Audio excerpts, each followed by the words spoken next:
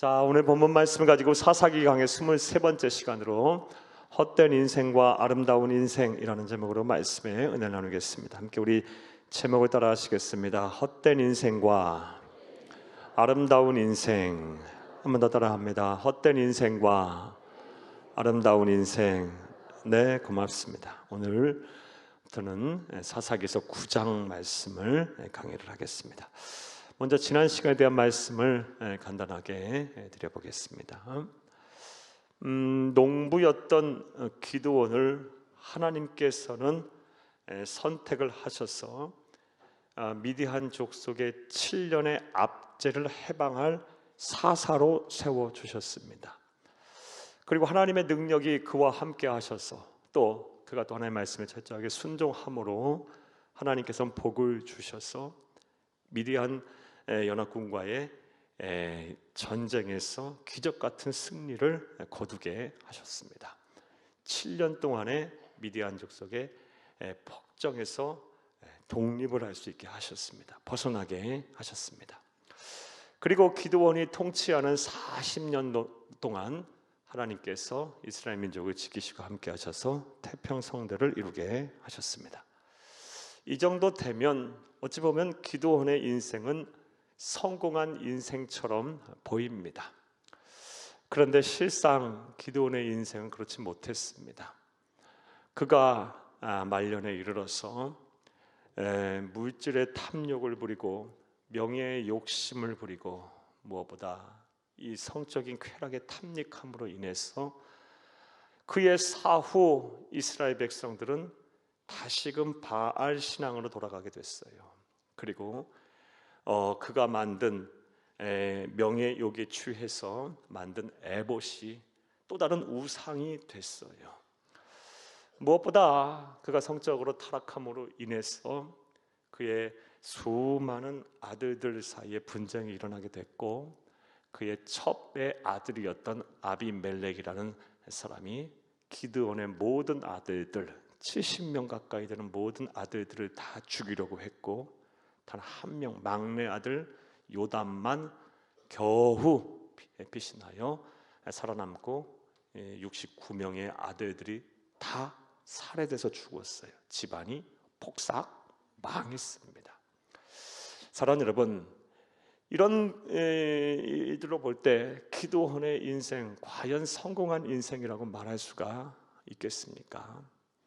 자신은 어찌어찌 쾌락을 누리며 하나님 주신 은혜와 복으로 살았다 할지라도 또 하나님께서 약속하신 말씀 꼭 이루시는 분이시기에 내가 너와 함께 하겠다, 내가 너를 큰 용사가 되게 하겠다, 내가 너의 손에 모든 적국을 붙이겠다, 승리케 하겠다, 너의 나라를 지키겠다 라는 이 약속의 말씀을 주셨기 때문에 그 신실하신 하나님께서 그 약속의 말씀 이루시려고 기드온을 지키시고 보호하셨던 것이지 그의 통치 기간 동안 그와 함께 하셨던 것이지 그가 말년에 배역하고 없는하고 죄를 지음으로 말미암아 이스라엘 백성은 또다시 우상 숭배에 들어갔고 그의 집안은 그의 자녀들과 후손들은 망하게 됐어요. 그의 인생 과연 성공한 인생이라고 말할 수 있겠습니까? 사랑하는 여러분, 그는 어찌 보면이 아니라 실패한 인생을 살았던 것입니다. 하나님의 은혜로 구원은 받았을지 모르겠지만 그의 인생은 그의 사후 평가해 볼 때 성공했다라고 볼 수가 없습니다. 사랑하는 여러분, 저와 여러분 또한 이 기드온을 반면교사로 잘 삼아야 합니다.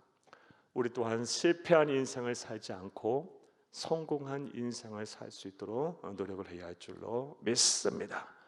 그리고 이를 위해서 우리는 무엇을 해야 하느냐?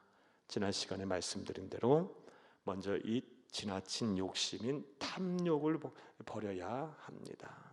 탐욕을 버려야 해요. 사랑하는 여러분, 인간이 가진 소유욕, 무엇인가 이루고자 하는 욕구, 성취욕, 욕심은요 어찌 보면 인간의 본성이고 이것이 없으면 어떻게 자아의 발전이 있고 문명이 발전할 수 있었겠어요. 이것은 건전한 욕심은 용인할 수 있고요. 어찌 보면 우리 사회에 긴장을 가져오고 또 자기 발전을 가져오게 돼 꼭 필요한 거예요. 하지만 이것이 지나치는 순간 우리의 몸과 마음을 심히 근심 속에 몰아넣게 되고 우리의 삶 자체를 망가뜨릴 수 있어요. 항상 우리는 이 탐욕에 조심하셔야 돼요. 그리스도인들은 특별히 그리해야 합니다. 또 우리가 실패한 인생을 살지 않으려면 어떻게 해야 합니까? 특별히 한가할 때, 시간이 많을 때 조심해야 합니다. 기드온이 또 성경에 보게 되면 대표적인 인물 다윗 같은 영적인 거장도 한가하다 보니까요, 자꾸 딴 생각, 딴 마음을 품게 됐어요. 그리고 악을 행하게 됐고 특별히 성적인 타락을 하게 됐어요. 그 일로 하나님 앞에 범죄하여 우리가 앞서 말씀드린 대로 사랑하는 여러분, 그 인생을 좋지 못하게 끝나게 됐어요. 한가할 때 조심하세요. 평안하다 할 때 조심하세요. 사탄 마귀는 그때를 노려서 우리를 꼬꾸라뜨릴 거예요. 사랑하는 여러분, 섰다 했을 때 조심하라 그랬어요. 사랑하는 여러분, 항상 지금 여러분이 지금 뭔가 잘 되고 형통하십니까? 평안하십니까? 그때 경계하고 더 여러분 마음을 다잡고 더 신앙의 자리, 사명의 자리, 가정의 자리, 교회 자리 잘 지키는 귀하고 복된 지혜로운 성도님들 다 되시기를 간절히 주의 이름으로 축복합니다. 또 우리의 인생이 실패하지 않으려면 기드온의 예를 통해서 우리가 무엇을 배울 수가 있었습니까? 사랑하는 여러분, 우리는 항상 우리의 죽음 이후를 생각을 해야 돼요.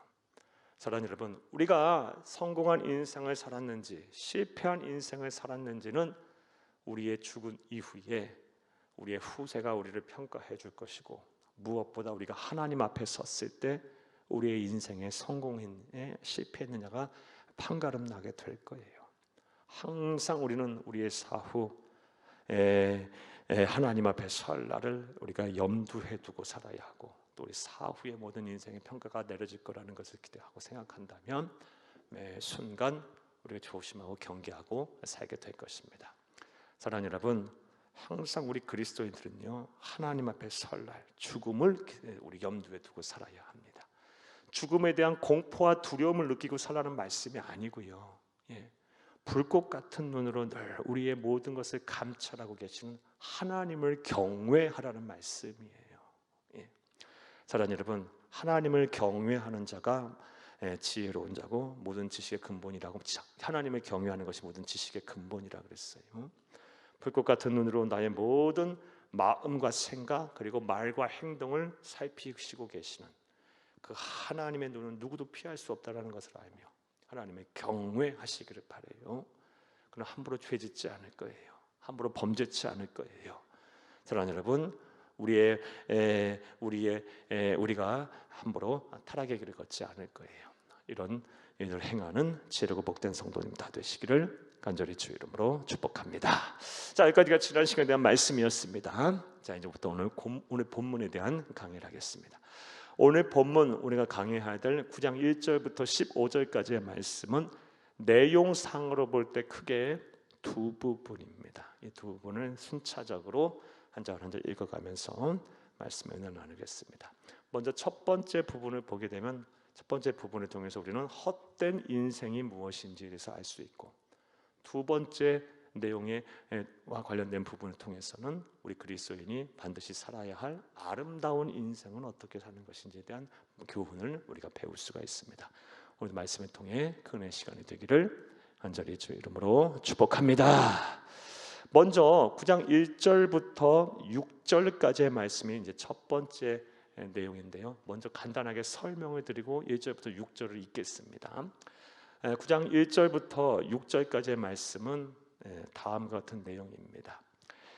세겜에 거주했던 기드온의 첩의 아들인 아비멜렉이라는 사람이 있었습니다. 아비멜렉이라는 사람이요, 기드온이 죽자마자 자신의 어머니 그리고 자신의 친척들, 외가가 있는 세겜성의 사람들을 꼬드깁니다. 그들과 함께 반란을 일으켜요. 하나님께서는 이스라엘 백성들을 직접 통치하셨어요. 그래서 이스라엘 백성들에게 왕을 허락하지 않으셨어요. 그런데 스스로 왕이 되겠다라고 하면서 이 왕이 되는 데 있어서 방해가 되는 사람들 누구겠어요? 기드온의 다른 아들들, 정실 부인에게서는 다른 아들 70명을요 살해를 하게 합니다. 살해하려고 하는데 누구를 동원해서 살해를 하느냐? 이 세겜성에 사는 사람들로부터 은 70개를 받아요. 그리고 그 70개를 받아서 불량배들을 고용합니다. 경건치 못한 깡패들을 고용해요. 그리고 그 깡패들이 기드온의 아들들 70명의 아들들을 습격을 해서 한나라시에 죽입니다. 그런데 단 한 사람 막내 아들인 요담만 겨우 피신해서 살아남고요.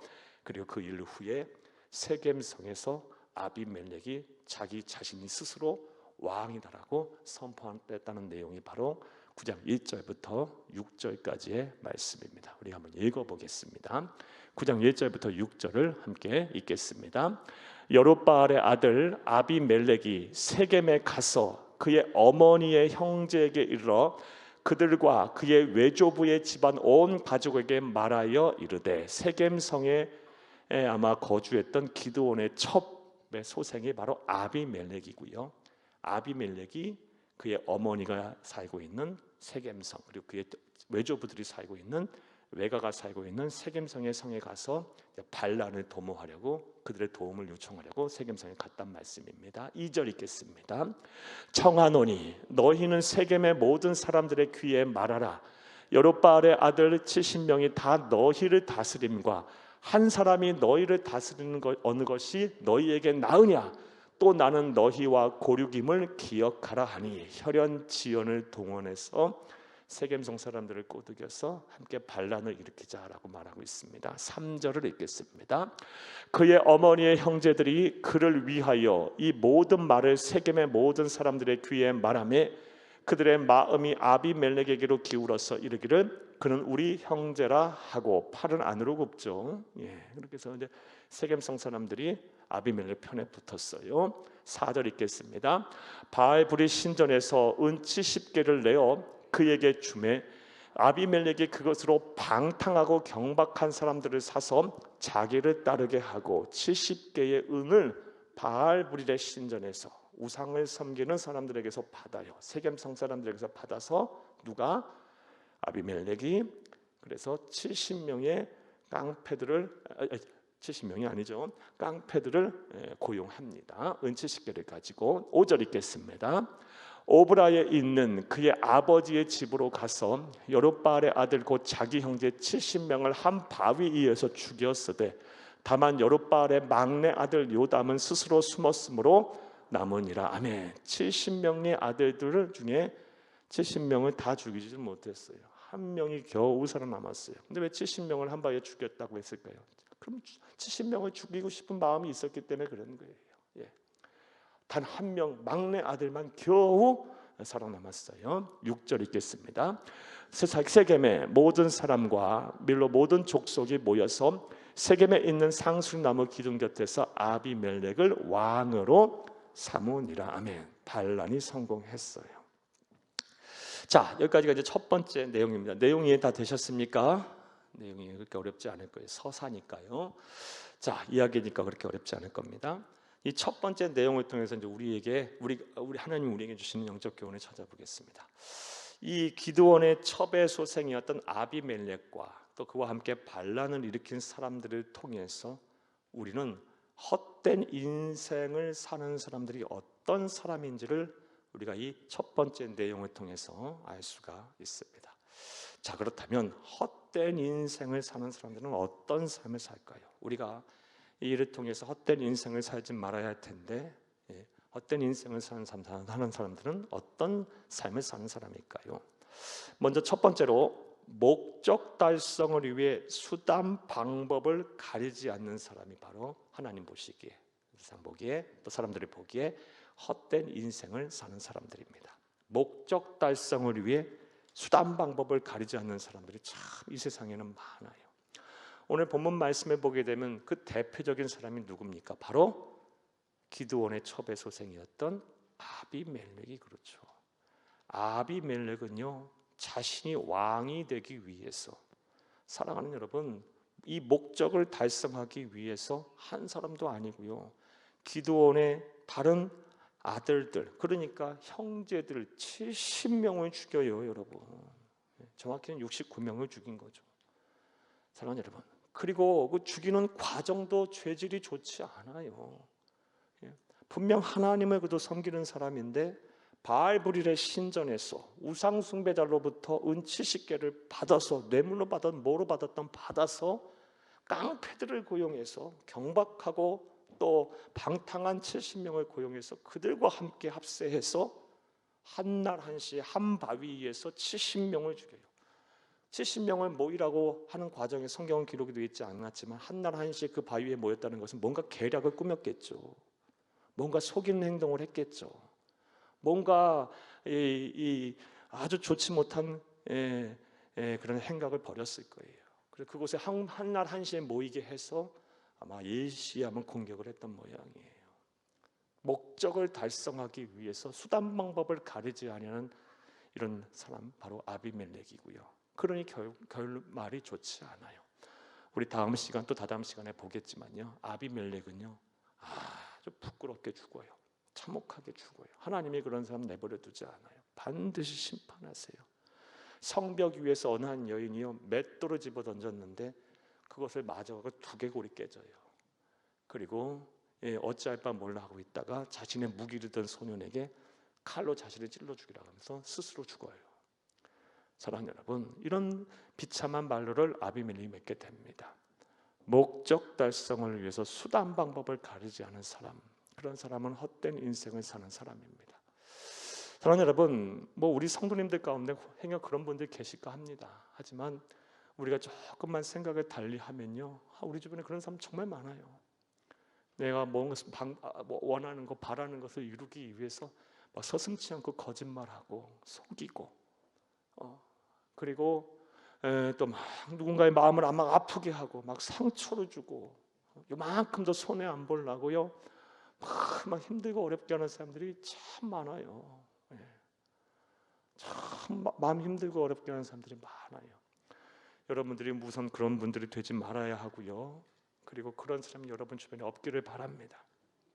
여러분 그런 사람 되지 않기 위해서 노력하시고요, 또 그런 것까지 가기까지에는요 얼마나 많은 힘들고 어려운 일이 있으면 또 그렇게 되겠어요. 그런 힘들고 어려운 일 겪지 않도록, 그런 일에 빠지지 않도록 기도하시고, 그리고 주변에 그런 분 없도록 여러분 하나님 앞에 간구하시기를 간절히 주의 이름으로 축복합니다.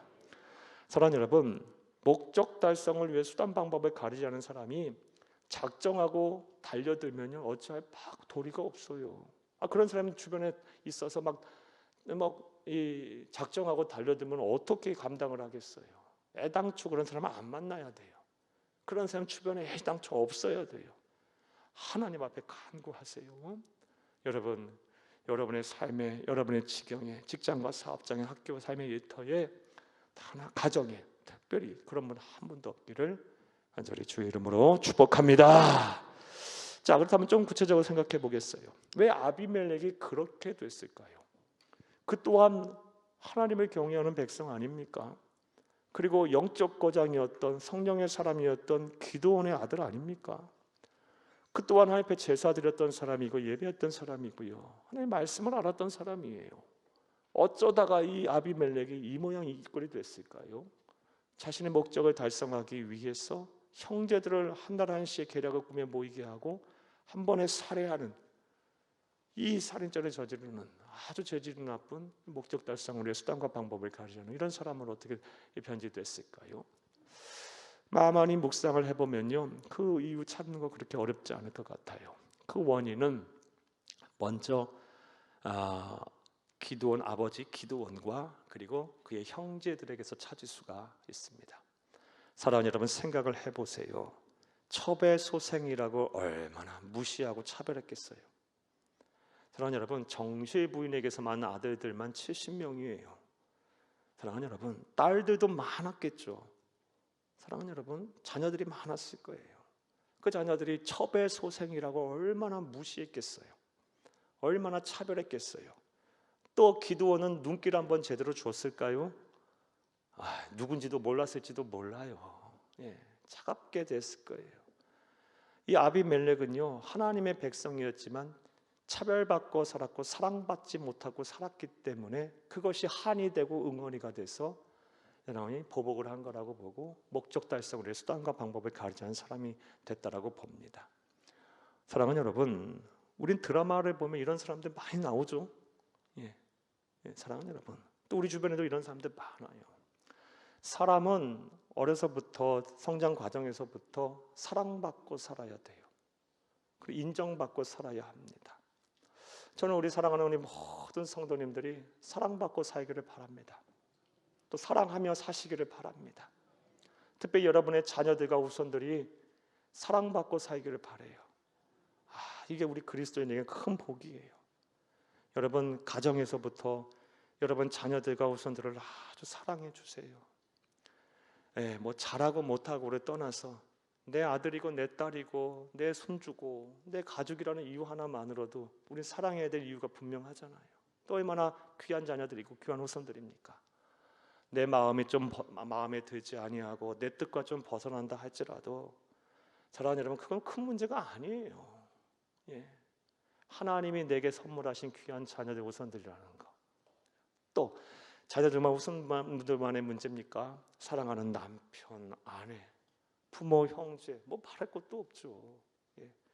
사랑하는 여러분, 세상에는 80억의 인구가 있는데 어쩌다가 나 같은 사람을 만나서 내 아내가 됐고 내 남편이 됐고. 웃으시는 거 보니 수상한데요. 여러분 신기하지 않아요? 여러분 40억 명 딱 반절씩 나눠서 여자 반절, 남자 반절을 나눠서 40억 명이라는 수를 셀 수 있어요? 못 세요, 여러분. 밤새 새도 못 세실 거예요. 그것도 말해요. 어쩌다 이렇게 만나서 나를 사랑해갖고 나의 아내가 되고 남편이 되고, 또 하나님께서 정말 태초부터 예정하시고 때가 다 부르셔서 가정 이루게 하시고 또 이 세상에 오게 하셔서 부모를 만나게 하시고요, 형제들을 만나게 하시고, 이게 신기한 일이에요. 하나님 너무 놀라운 은혜예요. 사랑해야 하고 사랑받고 사세요. 사랑만 하면 삶은 힘들어요. 사랑도 받고 사세요. 그래서 여러분의 마음속에 한이 없기를 바랍니다. 여러분의 자녀들과 후손들에게 마음의 상처가 없기를 바랍니다. 그래서 이 아비멜렉과 같은 죄를 범하지 않기를 바라요. 이것 또한 우리가 날마다 구해야 할 일이고 기도해야 할 일이고 또 우리가 행해야 할 일이라고 봅니다. 사랑하는 여러분, 내 가족들, 내가 사랑해야 될 사람들 주변에 있을 텐데요, 그 사람들이 무엇을 하고 무엇을 하지 않고가 중요치 않아요. 내 남편이고 아내고 내 자녀고 내 형제들이라는 이유 하나만으로, 또 함께 신앙생활한다는 이유만으로도 우리가 예수님의 사랑을 가지고 사랑할 수 있기를 간절히 주의 이름으로 축복합니다. 먼저 아비멜렉이 이렇게 삐뚤어진 것은요, 목적 달성을 위해 수단과 방법을 가리지 않은 사람이 된 것은요, 어려서부터 차별받고 사랑받지 못했었기 때문에 그럴 거라고 봐요. 자, 그런데 근본적인 문제는 거기서만 찾아서는 안 돼요. 가장 근본적인 문제는 아비멜렉에게 있습니다. 사랑하는 여러분, 물론 환경이 그를 그렇게 만들었다고 할 수도 있겠지만요, 그런 환경 속에서도요, 제대로 된 사람들도 많이 이 세상에는 있어요. 성경과 기독교 역사를 볼 때 지금도 마찬가지예요. 정말 어떻게 저런 환경 속에서 저런 사람이 나올 수 있었을까? 그런 사람은 한둘입니까? 성경을 보면 그런 사람은 한둘입니까? 사랑하는 여러분, 아브라함도요, 어떤 사람이었어요? 우상숭배 가정이었고요. 여러분, 오늘 제가 한 사람 소개할 사람은 다윗인데요, 사랑하는 여러분, 사무엘상 16장 말씀을 보게 되면 다윗의 아버지는 이새죠. 이새에게는 8명의 아들이 있었고요, 이 사울 왕이 하나님의 마음에 들지 않는 일들을 행함으로, 불순종함으로 하나님께서 사울 왕, 이스라엘의 일대 왕인 사울 왕에서 왕권을 거둬들이면서 이새의 집안에 가서 사무엘 선지자로 하여금 내가 너에게 택하는 자에게 기름 부어 왕으로 세우라 그랬어요. 그래서 사무엘상 16장 말씀을 보게 되면 사무엘 선지자가 기름 들고 이새의 집에 갔더니요, 7명의 보이는 아들들이 다 준수해요. 다 그럴듯해 보여요. 그래서 한 명씩 장자부터 지나라고 했는데 하나님이 아니라는 거예요.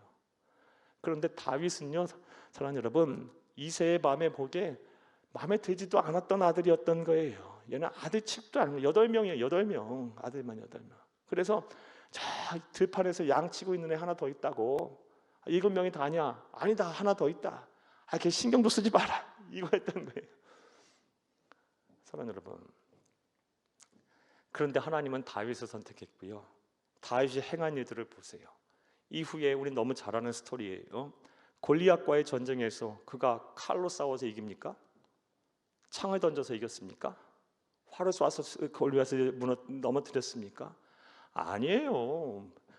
물맷돌 던져갖고 돌멩이 주워가다가요, 물맷돌 던져갖고 그것이 정수리에 콱 박혀서 죽었어요.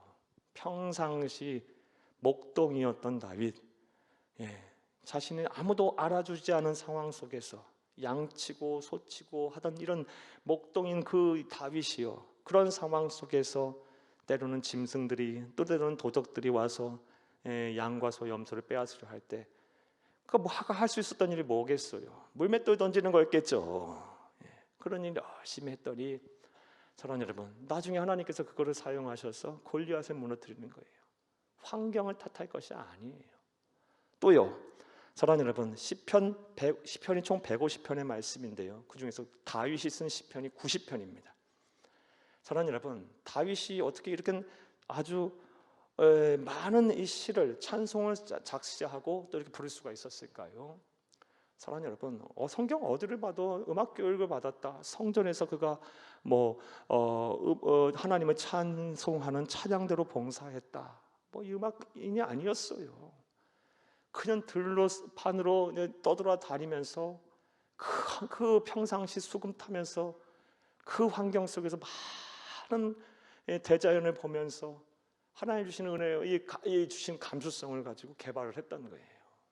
환경을 탓할 것이 아니에요. 사랑하는 여러분, 환경을 탓하지 말고 받은 하나님이 주신 복을 생각하고 그 다음에 은사를 개발해야 합니다. 아비멜렉은 그것이 안 된 거예요. 사랑하는 여러분, 가장 근본적인 문제는 아비멜렉에게 있었어요. 저와 여러분에게 교훈을, 우리가 영적 교훈을 삼아야 돼요. 환경을 탓하지 마시고 하나님께 다 여러분에게 복을 주셨어요. 그 복을 기억하세요. 또 여러분에게 다 각양각색의 은사도 주셨어요. 그것을 잘 개발하는 여러분 되기를 간절히 주의 이름으로 축복합니다. 그럼 하나님이 쓰시는 거예요. 자, 사랑하는 여러분, 오늘 본문 말씀을 통해서, 첫 번째 본문 말씀을 통해서 우리가 알 수 있는 헛된 인생을 산 첫 번째 인물은요, 아비멜렉이고, 그 아비멜렉은 어떤 인물이었습니까? 목적 달성을 위해 수단 방법을 가리지 않은 사람이었어요. 또 첫 번째 본문 말씀을 통해서 우리가 알 수 있는 헛된 인생을 산 또 다른 사람은요, 이해관계를 쫓아 신앙의 양심을 버리고 악한 일에 동조한 사람이에요. 쉽게 말해 자신의 이익을 따라 신앙 버리고 하나님 말씀 버리고, 그리고 그 이해관계를 쫓아 악한 일에 동조하는 사람, 그냥 신앙의 절개를 안 지키는 사람, 이랬다 저랬다 하는 사람이 있어요. 사랑하는 여러분, 오늘 본문 말씀을 보게 되면 세겜성의 주민들이 그래요. 사랑하는 여러분, 세겜이라는 곳이 어떤 곳입니까?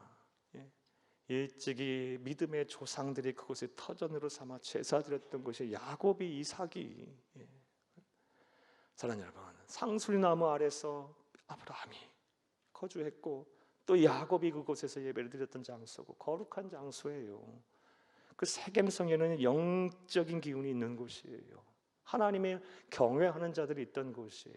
그런 곳에 거하는 세겜성 주민들이 혈연지연에 매여서 악한 일에 동조를 해요. 하나님은 분명 하나님이 직접 이스라엘 민족을 통치하겠다라고 그랬고요, 기드온 같은 사람도 자신을 왕으로 추대하려고 했을 때 아니다, 우리나라는, 우리 민족은 하나님이 통치한다 하며 했는데 스스로 왕이 되겠다고 하는 사람, 혈연과 지연에 쫓아 이해관계를 쫓아 악한 일에 동조하는 그런 악을 행하게 됩니다. 사랑하는 여러분, 우리 주변에도 이런 분들 의외로 많아요. 여러분들은 어떠십니까? 조그마한 이해관계에 따라서 그냥 신앙도 버릴 수 있는 분들 혹시 계실까 모르겠어요. 그냥 사명도 쉽게 생각하시는 분도 계실지 모르겠어요.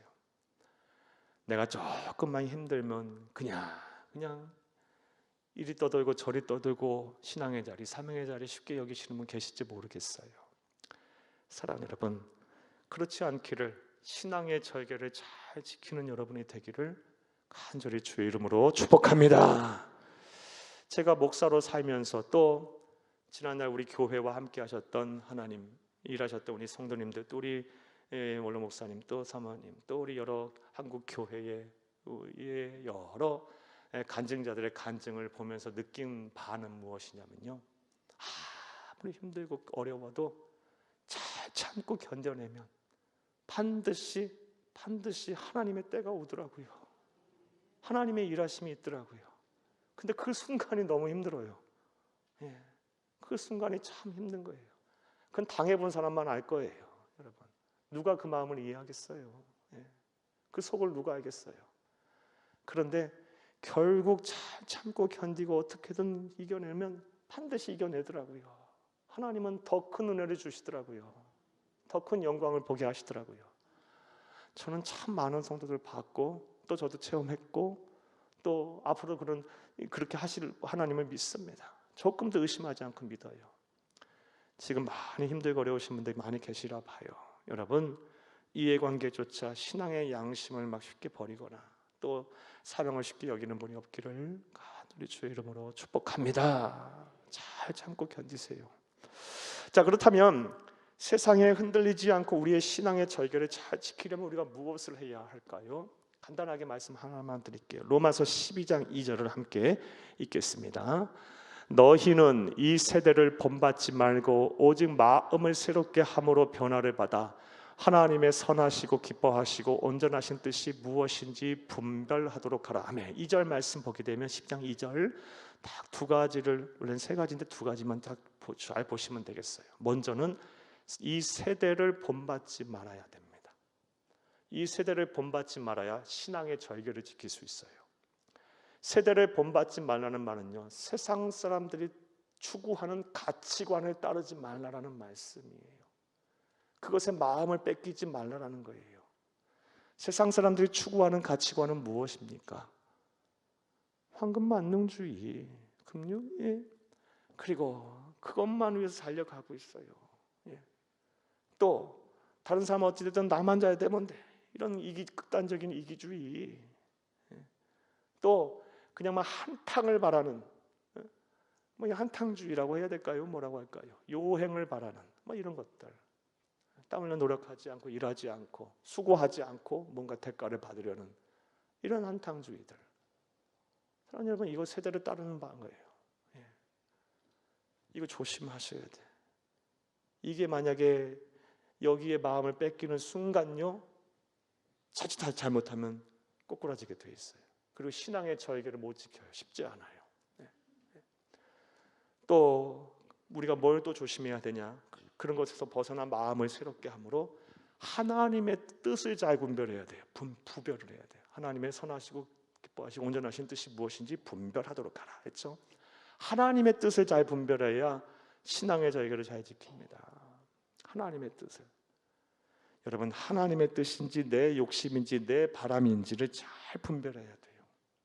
기도하고 말씀 보고 또 성숙한 신앙인들과 상담도 해야 하고 분별도 하고 또 전문가의 조언도 좀 듣고 막 이렇게 해야 돼요. 섣부르게 행동하면 큰일 날 수도 있어요. 그리고 어려움을 당하실 수도 있어요. 신앙의 절개를 못 지킬 수도 있어요. 여러분, 우리 사랑하는 성도님들, 여러분 앞으로 지금도 마찬가지로 세상 사람들은 가치관을 버리시고 마음을 새롭게 하세요. 그리고 하나님의 뜻을 잘 분별하고 구별을 하세요. 그래서 만약 그러지 못해서 힘들고 어려운 삶을 살고 있고 신앙의 절개를 지키기 힘들다면 잘 참고 견디세요. 하나님의 때가 반드시 올 겁니다. 이런 은혜와 복이 저와 여러분 가운데 함께하기를 간절히 주의 이름으로 축복합니다. 헛된 인생을 산 두 번째 부류의 사람들은요, 사랑하는 여러분, 이해관계 쫓아서 신앙의 양심을 쉽게 버린, 신앙의 절개를 지키지 않은 세겜 사람들입니다. 세 번째로 첫 번째 본문을 통해서 알 수 있는 헛된 인생을 산 또 다른 부류의 사람은요, 방탕한 하고 경박한 사람들이 말이에요. 이 세 번째 부류의 사람들은 은 70개를 받고 이 아비멜렉과 동조해서 70명의 기드온의 아들들을 살해했던 사람들.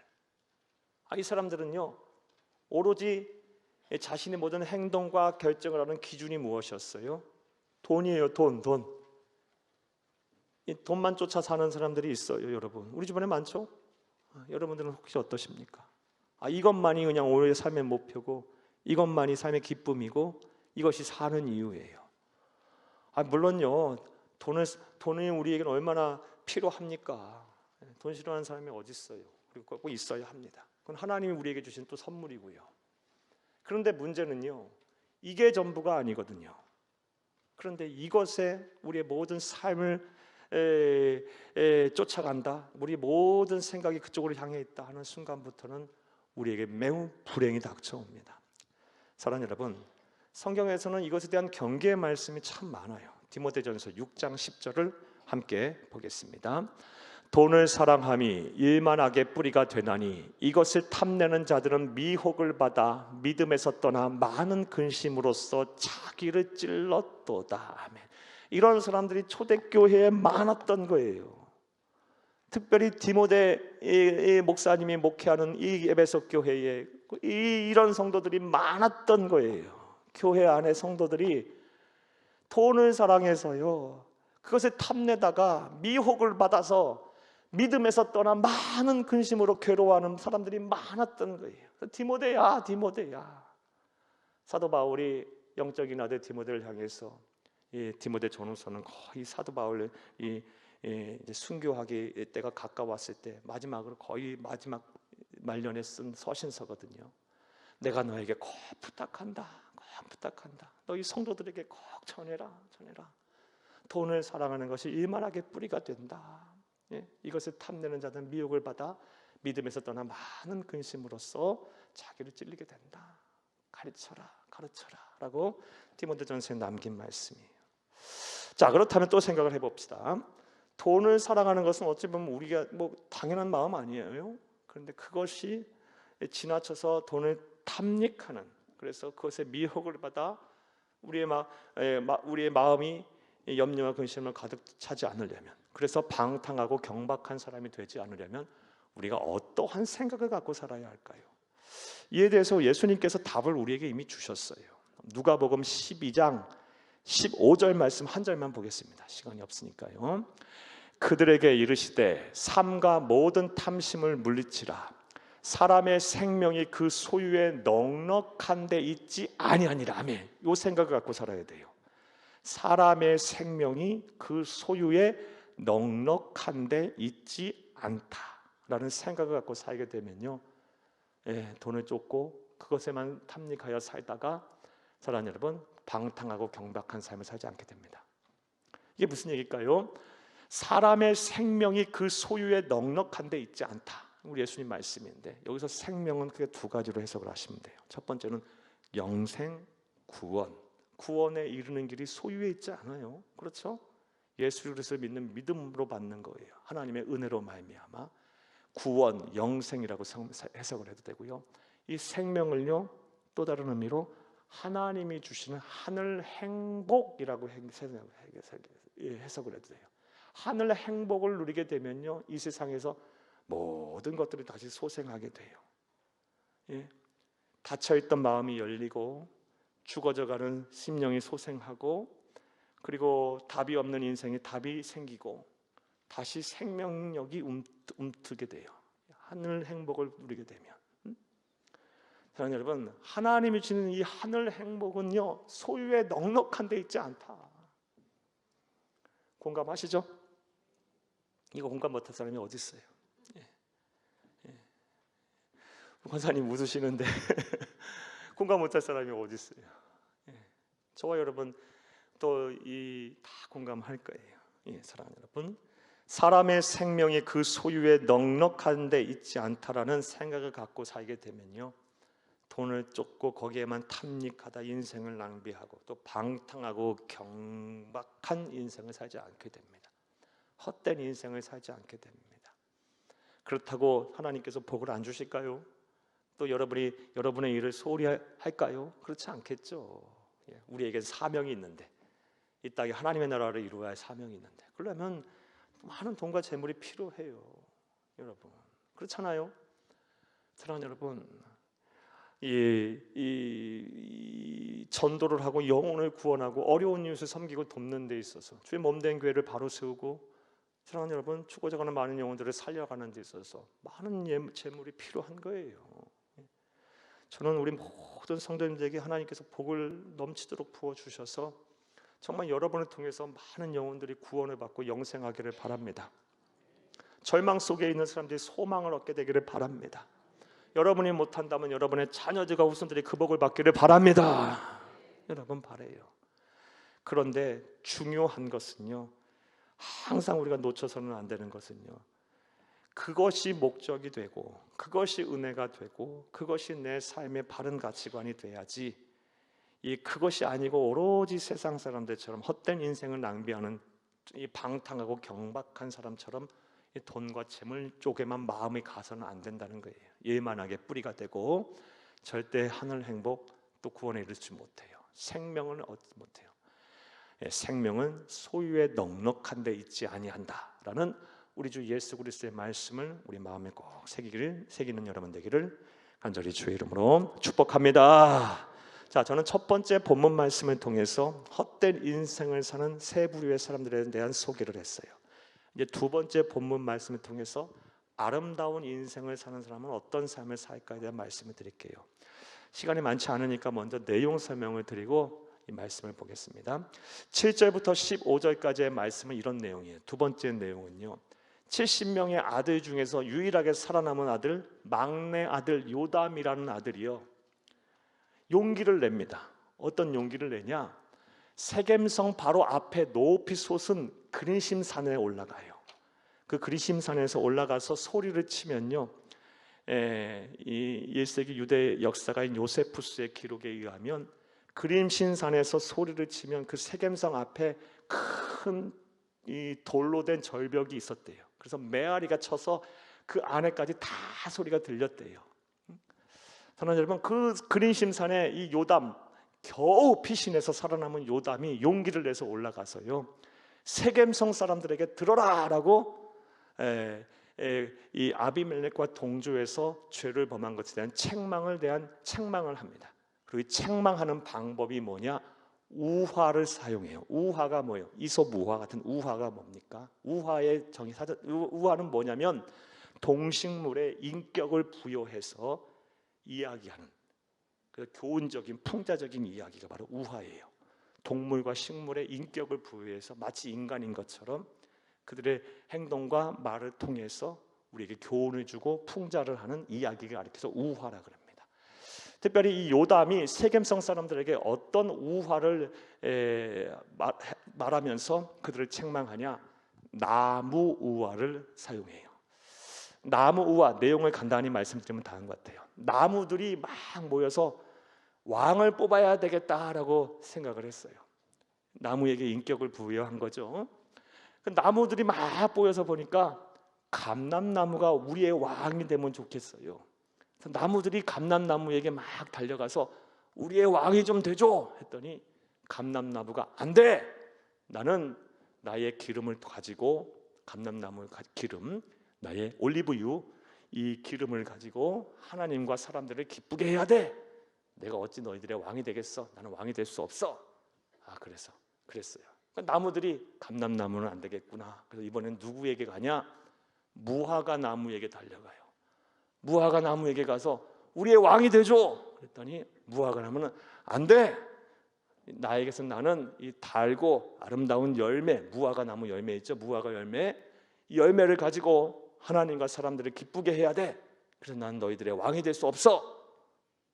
이번에는요, 나무들이 누구에게 갑니까? 포도나무에게 가요. 포도나무에 갔더니 안 돼. 나에게서 나는 이 새술 포도주로 하나님과 사람들을 기쁘게 해야 돼. 난 너희들의 왕이 될 수 없어. 그랬더니 이번엔 누가? 가시나무가요. 가시나무가 이 나무들에게 말해요. 내가 왕이 되겠다고 하면서 나의 그늘 아래 피해라. 여러분, 가시나무에 그늘이 있어요? 그 나무 밑으로 피하면 어떻게 돼요? 찔려요. 그러면서 말하기를요, 만약 너희가 내 안에 그늘 안에 피하지 아니하면 나에게서 불이 남아서 이스라엘의 백향목을 살라버릴 것이다. 다 죽이겠단 말씀이에요. 이 우화를 전해요. 이 우화를 요담이 세겜성 사람들에게 말한 이유가 무엇입니까? 가시나무는 누굴 말해요? 아비멜렉. 또 그리고 나무들은 누굴 말해요? 세겜성의 사람들, 이스라엘 백성들.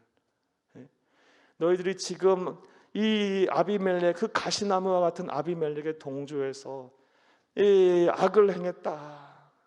반드시 이 가시나무인 아비멜렉에 의해서 너희들이 고통을 받고 활해당하게 될 거다. 이거를 우화로 표현한 내용이 바로 7절부터 15절까지의 말씀입니다. 시간이 없는 관계로 읽지 않겠어요. 댁에 가서 꼭 읽어보세요. 자, 이 우화를 통해서 우리는 그리스도인으로서 아름다운 인생을 사는 사람이 어떤 사람인지 알 수가 있어요. 먼저 어떤 인생을 사람이 아름다운 인생을 사는 사람입니까? 겸손하게 사는 인생이 바로 아름다운 인생이에요. 그리고 우리가 본문을 통해서 알 수 있는 겸손이라는 건요, 자기의 본분을 아는 사람이 바로 겸손한 사람이에요. 사랑하는 여러분, 감람나무도 무화과나무도 포도나무도 자기 본분을 알고 있어요. 이 나무들 위에 왕이 되는 것이 자기의 본분이 아니고, 감람나무는 자신의 올리브 기름을 통해서 하나님, 올리브 기름은 성전에서 제사 드릴 때 쓰는 기름이에요. 이 성막을 밝히 비추는 기름이에요. 구별된 기름이었어요. 그리고 올리브유 얼마나 우리가 많이 먹습니까? 당시 시대는 뭐 의약품으로도 사용되기도 했고요. 뭐 안 쓰이는 곳이 없었어요. 자신의 본분은 올리브 기름을 내는 거였고요. 또 무화과 나무는 자기 본분이 뭐예요? 열매를 맺어 그 열매를 주는 거예요. 왕이 되는 게 아니고요. 군림하는 게 아니고요. 포도나무는 포도 열매를 주는 것이 바로 포도나무의 본분이에요. 자기 본분을 아는 게 겸손한 거예요. 그런데 우리는요, 종종 우리 자기 스스로를 너무 높게 평가해요. 대단한 인물이야 나는. 내가 제일 잘 나가. 물론 이런 생각 안 하실 수도 있어요. 그런데 조금씩 한 번씩 하실 수도 있어요, 여러분. 이런 사람 많아요, 여러분. 뭐가 그렇게 잘났는지, 뭘 그렇게 많이 아는지, 한 5분만 대화해봐도 미천이 다 드러나는데, 뭐가 그렇게 세상 경험이 많은지, 뭐 그렇게 신앙적 체험이 많은지, 많이 알면 알수록 자꾸 어떻게 됩니까? 고개를 숙이게 돼 있어요. 그렇잖아요. 많이 알면 알수록요, 우리가 공부를 많이 하고 또 뭔가를 많이 깨닫고 많은 도를 터득하게 되는 순간부터는 뭘 알게 됩니까? 내가 모르는 게 많구나를 알게 돼요. 진정 많이 아는 사람은요, 내가 아는 것보다 내가 모르는 게 참 많구나. 점점 겸손해지는 것이 진정한 배움을 자세를 가진 사람이에요. 겸손한 인생을 살아야 돼요. 아름다운 인생, 그것이 하나님이 찾으시는 인생이고 인정하시는 인생입니다. 바로 아름다운 인생입니다. 저와 여러분 더욱 겸손하게 살아야 할 줄로 믿습니다. 또 이 우화, 나무 우화를 통해서 알 수 있는 아름다운 인생은 어떤 사람일까요? 또한 사명감을 가지고 사는 사람이 바로 아름다운 인생을 사는 사람입니다. 사랑하는 여러분, 감람나무도 무화과 나무도 포도나무도 자기 사명을 잘 알고 있어요. 그런데 가시나무는요, 사명이 없어요, 여러분. 사랑하는 여러분, 오히려 군림하려고 해요. 이 사명감을 가지고 살아야 돼요. 그리고 이 사명감을 가지고 사는 사람, 한마디로 사명자는요, 세상 사는 사명감을 제대로 가지고 살게 되면요, 사명자는 절대 낙심하지 않아요. 사명을 완수하는 데 삶의 모든 포커스가 맞춰져 있기 때문에요. 두렵지도 않고요, 무섭지도 않아요. 왜? 사명 감당하는 것이 모든 것이 포커스가 맞춰 있기 때문에요. 때로는 손해도 보고 어려움을 당해도요, 마음과 생각이 막 흔들리지 않아요. 예수님 보세요. 하나님의 아들이 세상에 왔는데 하나님의 아들인지 몰라봤어요. 몰라본 정도가 아니라 무시했고요. 무시한 정도가 아니라 죽였어요. 그런데도 마음과 생각이 안 흔들리시잖아요. 왜요? 사명자니까. 온 인류를 구원해야 되겠다는 그 신념 하나에 그냥 모든 것에 그냥 초점을 맞추고 사시다 보니까요, 좌고 우면 안 하시는 거예요. 사명자는 낙심하지 않아요. 사랑하는 여러분, 여러분은 사명자입니까? 사명자죠. 낙심하지 마세요. 여러분이 하나님의 대표 선수들이에요. 여러분을 통해서 하나님의 나라가 이 땅에 이루어질 것이고요, 여러분을 통해서 많은 영혼들이 구원을 받아야 돼요. 죽어져가는 많은 달이 살아나야 돼요. 여러분들이 하나님의 입이고요, 하나님의 손이고 하나님의 발이에요. 여러분이 잘 되셔야 돼요. 하나님께 맡기고요, 힘들고 하는 순간 잘 이겨내시고요, 낙심하지 마세요. 거기에만 집중을 하시고 잘 견뎌내고 이겨내세요. 자, 또 아름다운 인생을 사는 사람은요, 남에게 이익을 주는 삶을 살아야 한다라고 이렇게 써놨는데요, 좀 더 정확하게 말하면요, 하나님께 영광을 돌리고 또 다른 사람에게도 유익을 주는 삶을 살게 돼요. 사랑하는 여러분, 오늘 본문 말씀 이 나무 우화를 보게 되면 감람나무도 그렇고 무화과 나무도 그렇고 이 포도나무도 그렇고 왕으로 세우라고 나무들이 와서 이야기했을 때, 안 돼, 나는 나의 기름으로 하나님과 사람을 기쁘게 해야 돼. 또 나는 나의 열매로, 단고 아름다운 이 열매로, 무화과 나무 열매로 나는 하나님과 사람을 기쁘게 해야 돼. 성경에 그렇게 기록이 되어 있어요. 꼭 대가서 읽어보세요. 나는 포도나무도 나는 내 열매로 나온 새술로 하나님과 사람을 기쁘게 해야 돼. 그래서 나는 너희들의 왕이 될 수 없어. 이렇게 얘기를 합니다.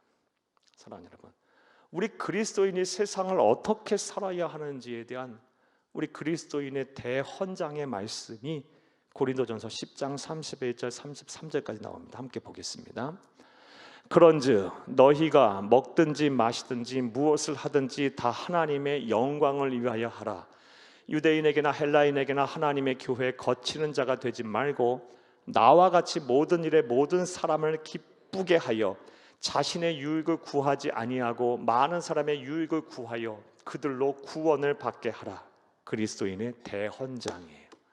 세상을 어떻게 살아야 되지만 하나 빠짐없는 말씀이에요. 먹든지 마시든지 하나님의 영광을 위해서 해라. 32절 33절은 사람 가리지 말고 모든 사람에게를 기쁘게 하여 자신의 유익을 구하지 말고 결국 그들로 하여금 구원받게 하라. 모든 사람을 기쁘게 하고 그래하여 그것을 통해 구원받게 하라. 이게 바로 우리 그리스도인이 하나님 우리에게 주신 삶의 대헌장이에요. 오늘 본문 말씀도 그대로 적용되죠. 무화과 나무도 감람나무도 포도나무도 나의 것을 통해서 하나님을 기쁘시고 사람들 기쁘게 해야 돼. 그럼 난 너희들의 왕이 될 수 없어. 이런 말을 했어요. 하나님께 영광을 돌리고 모든 사람에게 기쁨이 되는, 남에게 유익이 되는 저와 여러분 되기를 간절히 주의 이름으로 축복합니다. 자, 말씀 맺겠습니다. 사랑하는 여러분, 오늘은 이 9장 1절부터 15절의 이 두 본문을 가지고요, 첫 번째 본문을 통해서 헛된 인생을 사는 사람이 어떤 사람이고, 두 번째 본문을 통해서 아름다운 인생을 사는 사람이 어떤 인물인지에 대해서 말씀을 드렸어요.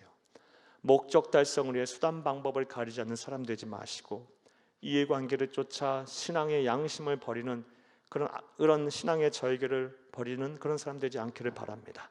나아가 돈을 쫓아 방탕하고 경박한 사람 되지 마시기를 바랍니다. 저와 여러분은 겸손한 사람들이 되셔야 할 것이고 사명감을 갖고 사는 사람 되어야 할 것이며 하나님께 영광을 돌리고 다른 사람의 큰 기쁨이 되어 그 기쁨을 통해 많은 영혼을 구원하는 그런 아름다운 인생을 사는 저와 여러분이 되어야 할 줄로 믿습니다.